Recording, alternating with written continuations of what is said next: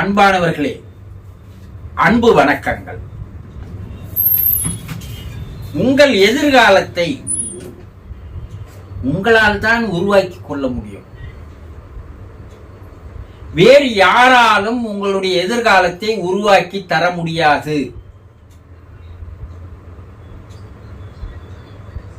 உங்களால் தான் அதை செய்து முடிக்க முடியும். இறைவன் செய்வான் என்று கூறினால், இறைவன் கூட யார் முயற்சி செய்கிறானோ அவனுக்கு தான் ஆதரவு தருகிறானே தவிர முயற்சி செய்யாத மனிதர்களுக்கு அவன் ஆதரவு தருவது இல்லை. தெய்வத்தால் ஆகாதெனினும் முயற்சி தன் மெய் வருத்த கூலி தரும் சொல்லிட்டாரா இல்லையா திருவள்ளுவர்? ஆனா அந்த திருவள்ளுவரே முட்டாள்னு சொல்றாங்க. இப்போ திருக்குறளை மூட நம்பிக்கைன்னு சொல்றாங்க.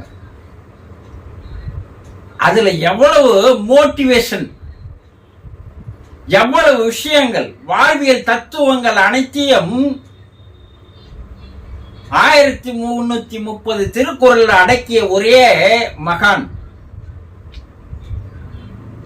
அந்த திருக்குறளை மட்டும் படிச்சு அதன்படி வாழ்ந்தாவே மனிதன் தெய்வமாக மாறிவிட முடியும். ஆனா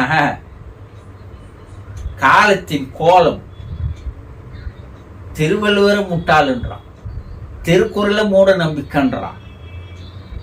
இவங்களெல்லாம் எதுல போய் சேர்த்துக்குதுன்னே புரியல. ஒரு பக்கம் கொண்டாடுற மாதிரி நடிக்கிறான், ஒரு பக்கம் சவக்குழி தோன்றான். இதை மக்கள் புரிந்து கொள்ள வேண்டும். இப்ப ஒவ்வொரு மனிதனுக்குள்ளேயும் உங்களுக்குள்ளே அளவு கடந்த ஆற்றல் இருக்கிறது, சக்தி இருக்கிறது, எனர்ஜி இருக்கிறது. அதை யார் ஒருவன் சரியாக தெரிந்து கொண்டு புரிந்து கொண்டு தெளிவு பெற்று விடுகிறானோ அவன் தன்னுடைய நேரத்தை, காலத்தை கணக்கிட்டு அதை நோக்கித்தான் அவன் செல்வான். எதிர்காலத்தை எப்படி அமைத்துக் கொள்ள வேண்டும் என்றால், ஒரு உயர்ந்த மலைக்கு செல்ல வேண்டும் என்றால் ஒவ்வொரு படியாக ஏறித்தான் அந்த உயர்ந்த மலையை அடைய முடியும். அதுபோல நீங்கள் ஒவ்வொரு மணி நேரத்தையும் ஒவ்வொரு நாளையும் கணக்கிட்டு எதிர்காலத்தை அமைத்துக் கொள்வதற்குண்டான செயல்களை திட்டமிட்டு நீங்கள் செயல்படுத்தினால் உங்கள் எதிர்காலம் சுபிட்சமாக, ஆனந்தமாக, சந்தோஷமாக, வளமாக அமைந்துவிடும் என்பதில் எந்த விதமான சந்தேகமும் இல்லை. ஒரு படத்துல அஜித் வசனம் தெரியும், என்னுடைய ஒவ்வொரு நேரத்தையும் ஒவ்வொரு வினாடியும் நானே தான் செதுக்குகிறேன் என்று ஒரு வசனம் வரும் இல்லையா?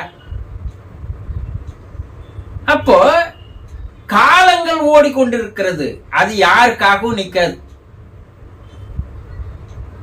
இந்த காலங்களை பொழுதுபோக்கில் கழிப்பது, கேளிக்கைகள் கழிப்பது, வீணாக கழிப்பது, விளையாட்டாக கழிப்பது, சோம்பேறித்தனமாக இருப்பது, இதையெல்லாம் செய்தால் காலம் பின்னோக்கி ஓடிக்கொண்டே இருக்கும். எதிர்காலம் உங்களுக்கு சூன்யமாக, இருளாக மாறிவிடும். இந்த உலகத்தில் சாதனை படைத்தவர்கள், சரித்திரம் படைத்தவர்கள், பல ஆராய்ச்சிகளை கண்டுபிடித்தவர்கள், அவர்கள் வாழ்க்கையினுடைய வரலாறுகளை எல்லாம் எடுத்து படித்து பார்த்தால் ஒரு நிமிடத்தை கூட அவர்கள் வீணாக்கவில்லை என்பதுதான் தெரிய வரும். ஒவ்வொரு நாளையும் ஒரு பொன்னான நாளாக அவர்கள் கருதி ஒவ்வொரு மணித்துளியையும் மதிப்புள்ளதாக எண்ணி அதை கணக்கிட்டு எதிர்காலத்தை நோக்கி செல்வதற்காக, வளமான வாழ்க்கையை வாழ்வதற்காக திட்டமிட்டு செலவு செய்ததால் தான் அவர்கள் எங்க போய் நின்று இருக்கிறாங்க? உலக சரித்திர வரலாற்றில் அவர்களுடைய பெயர் பதிக்கப்பட்டு இருக்கிறது. ஒரு முயற்சியோ, ஒரு பயிற்சியோ, ஒரு ஆர்வமோ, ஒரு அக்கறையோ இல்லாமல் எதை ஒன்றும் உங்களால் சாதிக்கவே முடியாது. நீங்க எதை செய்தாலும் அதில் உங்களுக்கு ஒரு ஆர்வம் இருக்க வேண்டும். அதில் நீங்கள் மகிழ்ச்சியாக, சந்தோஷமாக அந்த செயலை செய்ய வேண்டும்.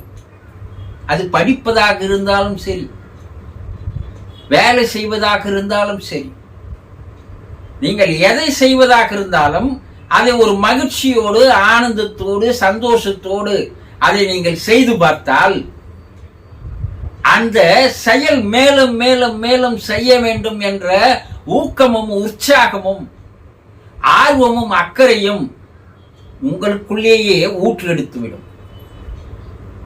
அப்ப அதில் நீங்கள் தொடர்ந்து பயணம் செய்வீர்கள். அதில் ஒரு தொய்வு இருக்காது. உங்கள் எதிர்காலம் நன்றாக இருக்க வேண்டும் அல்லவா? அப்ப எதிர்காலம் நன்றாக இருக்க வேண்டும் என்றால் குதிரைக்கு கடிவாளம் கட்டிவிட்ட மாதிரி உங்களுடைய நோக்கம், உங்களுடைய குறிக்கோள், உங்களுடைய லட்சியம், உங்களுடைய இலக்கு எதுவாக நீங்கள் மாற வேண்டும் என்று இருக்கிறதோ அதை நோக்கி தொடர்ந்து பயணம் செய்வதில்தான் நீங்கள் ஆர்வத்தை காட்ட வேண்டும், ஈடுபட வேண்டும், செயல்பட வேண்டும். உங்களுடைய கவனத்தை சிதைப்பதற்காக, திசை மாற்றுவதற்காக பல குறுக்கீடுகள் வரும். அது உங்க நண்பர்களாக இருக்கலாம், உறவினர்களாக இருக்கலாம், இந்த சமுதாயமாக கூட இருக்கலாம். என்ன,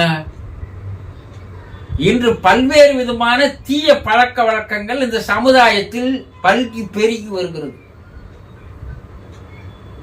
ஒண்ணு மதுவுக்கு அடிமையாயிடலாம், ஒண்ணு போதைக்கு அடிமையாயிடலாம், ஒண்ணு கஞ்சாவுக்கு அடிமையாயிடலாம். இன்று புதுசு புதுசா எதையோ கண்டுபிடிக்கிறாங்க. அதை நாடி ஓடுகின்ற மக்கள்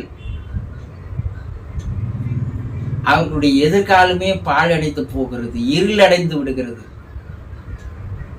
இருண்ட காற்றில் போய் செல்வது போல அவர்கள் வாழ்க்கை பின்னால் வந்து விடுகிறது. அப்படி இருக்கிறவங்கள என்ன சொல்றாங்க? வாழ்க்கையே வெறுத்து போச்சுப்பா, எனக்கு வாழ்வே பிடிக்கல. ஏன்பா? கஷ்டம்பா, பணமே இல்லப்பா, சரியான வருமானம் இல்லப்பா, என்ன செய்யுதுன்னு புரியலப்பா, எப்பவும் பற்றாக்குறை பஞ்சத்திலேயே இருக்குதுப்பா சொல்பவர்கள் இருக்கிறார்கள் இல்லையா? நிறைய பேர் இப்ப இருக்கிறாங்க.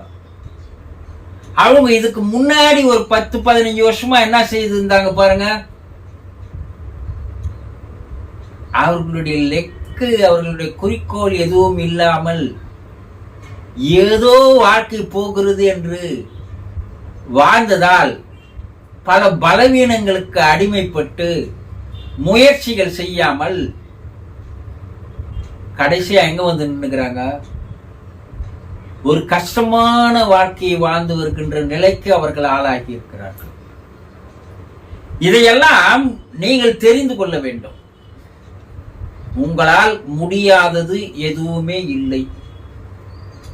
முயற்சித்தால் எல்லாத்தையும் முடித்து காட்டலாம். அதற்கு நீங்கள் செலவு செய்ய வேண்டியது ஒரு 5 வருடமோ 10 வருடமோ. ஒரே நோக்கத்தோடு, ஒரே குறிக்கோளோடு, ஒரே எண்ணத்தோடு, ஒரே லட்சியத்தோடு நீங்கள் வருங்காலம் எனக்கு வளமாக இருக்க வேண்டும், எதிர்காலம் எனக்கு நன்றாக இருக்க வேண்டும் என்று திட்டமிட்டுக் கொண்டு, வரையறை எடுத்துக்கொண்டு அதை நோக்கி நீங்கள் ஓடிக்கொண்டே இருந்தால் மலையின் உச்சியில் வந்து நின்று விடலாம். ஆக உங்கள் எதிர்காலத்தை உங்களால் தான் உருவாக்கி கொள்ள முடியுமே தவிர வேறு யாராலும் உங்களுடைய எதிர்காலத்தை உருவாக்கி தர முடியாது. இறைவனாலும் கூட தர முடியாது. ஏன்னா அவனே உங்களுக்குள்ளதான் இருக்கிறான். அவன் நீங்க செய்யற செயலை எல்லாம் வேடிக்கை பார்ப்பானே தவிர உங்களை எப்ப அவன் உற்சாகப்படுத்துவான், ஊக்கப்படுத்துவான், எப்ப கை கொடுப்பான், நீங்க ஒரு நல்ல நோக்கத்தை எடுத்துக்கொண்டு ஓட ஆரம்பித்தால் அப்போது அவனை எல்லா சந்தர்ப்பங்களையும் வாய்ப்புகளையும் சூழ்நிலைகளையும் அமைத்து உங்களை ஊக்குவித்து உற்சாகப்படுத்தி நீங்கள் நினைக்கின்ற பாதையில் போய் உச்சியில் ஏறி கொடியேற்றுவதற்கு உங்களை தயாராக்குவான். வெற்றி கொடியை உங்களால் பிடிக்க முடியும், ஏற்ற முடியும். புரிந்து கொண்டீர்களா? சந்தோஷம்.